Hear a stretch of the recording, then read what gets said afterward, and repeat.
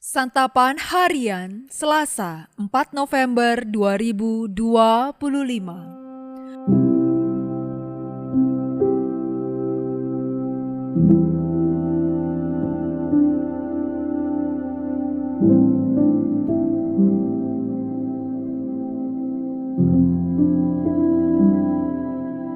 Inilah program Santapan Harian, sebuah program yang mengajak Anda menelusuri isi Alkitab, agar Anda menemukan makna firman Tuhan sesuai dengan konteksnya. Santapan Harian tertuju bagi Anda yang ingin memiliki kehidupan rohani yang segar, kuat, dan sigap. Hari ini kita akan membaca Ulangan pasal yang pertama, ayat 34 hingga ayatnya yang ke-40. Namun sebelumnya, mari kita berdoa. Bersamamu ya Kristus, kami berteduh dan siap mendengarkan sabda-Mu yang menjadi pelita bagi hati dan hidup kami. Di dalam sabda-Mu, Kristus Yesus, kami berteduh. Amin.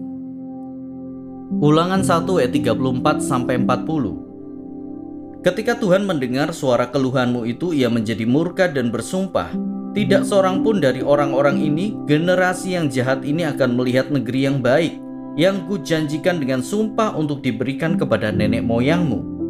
Hanya Kaleb bin Yefune lah yang akan melihatnya. Kepada dia dan anak cucunya akan kuberikan negeri yang diinjaknya itu, karena dengan sepenuh hati ia mengikut Tuhan. Kepada aku pun Tuhan murka oleh karena kamu, dan ia berfirman, engkau juga tidak akan masuk ke sana. Yosua bin Nun pelayanmu, dialah yang akan masuk ke sana. Kuatkanlah hatinya, sebab dialah yang akan memimpin orang Israel memiliki negeri itu. Adapun anak-anakmu yang masih kecil yang kamu katakan akan menjadi rampasan, anak-anakmu yang sekarang ini belum mengetahui tentang yang baik dan yang jahat, merekalah yang akan masuk ke sana. Kepada merekalah aku akan memberikannya, dan merekalah yang akan memilikinya. Tetapi kamu, berbaliklah, berangkatlah ke padang gurun, ke arah laut Teberau.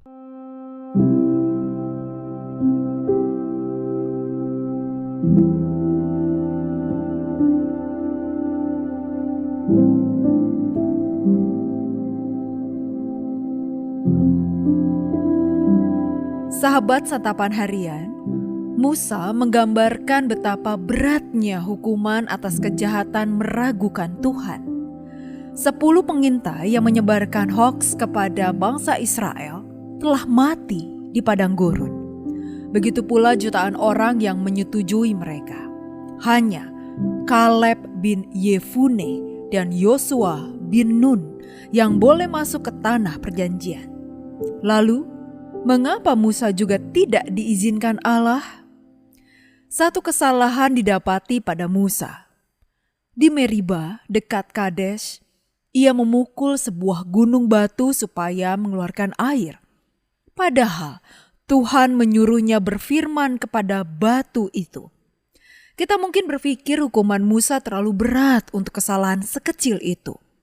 Akan tetapi, bagi orang yang secara rutin bertatap muka dengan Allah, melalaikan perintahnya yang terkecil sekalipun adalah dosa yang teramat besar. Musa menyadari hal itu dan bersyukur. Ia tahu bahwa ia seharusnya dihukum mati sama seperti orang-orang Israel yang meragukan Allah. Maka Musa terus melayani Tuhan meski dihukum tidak akan pernah menikmati tanah perjanjian. Kita hidup dalam zaman di mana kejahatan lebih mudah ditemukan daripada gawai dan koneksi internet. Banyak orang Kristen lupa betapa mengerikan murka Allah. Gereja pun menunjukkan gejala mati rasa terhadap dosa. Fenomena masyarakat modern ini telah diungkapkan di dalam Mazmur Musa. Siapakah yang mengenal kekuatan murkamu dan menyadari gerammu sehingga takut kepadamu? Di sisi lain, banyak hamba Tuhan memilih mundur dari pelayanan ketika mendapat sanksi dari sinode atau pemimpin rohani. Beberapa merasa berhak memperoleh hukuman yang lebih ringan. Mereka tidak melihat hal itu sebagai teguran dari Tuhan. Kita perlu belajar dari sikap Musa. Ia terus memelihara rasa takut akan Tuhan. Meski harus menjalani hukuman darinya, ia tetap melayani Tuhan. Ini mungkin terdengar paradoks, tetapi kita patut bersyukur ketika Tuhan menghukum kita. Seperti kata Daud bahwa lebih baik jatuh ke dalam tangan Tuhan sebab besar belas kasihan-Nya. Mari kita berdoa. Di saat kami menghadapi hukuman atau disiplin dari-Mu ya Allah, ajarilah kami untuk tetap taat dan percaya kepada rencana-Mu yang sempurna. Berikanlah kepada kami kekuatan untuk menerima setiap pelajaran yang Engkau sampaikan. Di dalam dekapan lembut kasih-Mu ya Yesus, kami berserah. Amin. Kiranya firman Tuhan yang Anda dengarkan menjadi berkat, hingga Anda memiliki kehidupan rohani yang segar, kuat, dan sigap.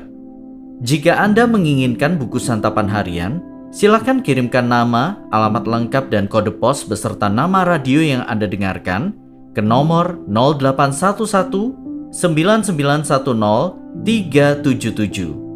0811 9910 377. Tuhan Yesus memberkati.